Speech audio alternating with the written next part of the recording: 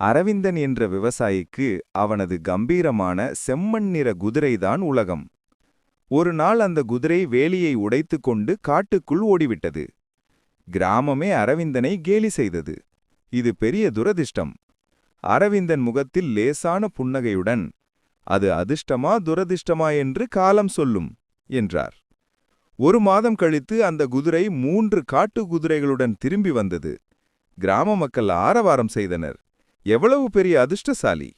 அரவிந்தன் அமைதியாக, இது சோதனையா ஆசீர்வாதமா என்று யாருக்கு தெரியும் என்றார்.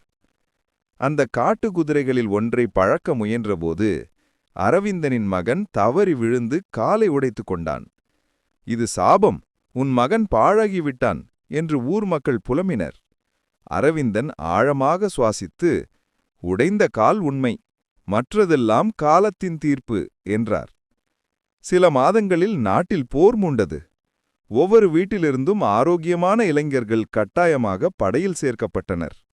ஆனால் உடைந்த கால் காரணமாக அரவிந்தனின் மகனை மட்டும் இராணுவத்தினர் விட்டுச் சென்றனர்.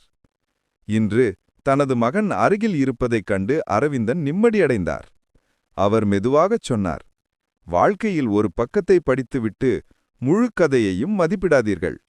நடப்பது எதுவாக இருந்தாலும் நம்பிக்கையுடன் முன்னோக்கிச் செல்லுங்கள்.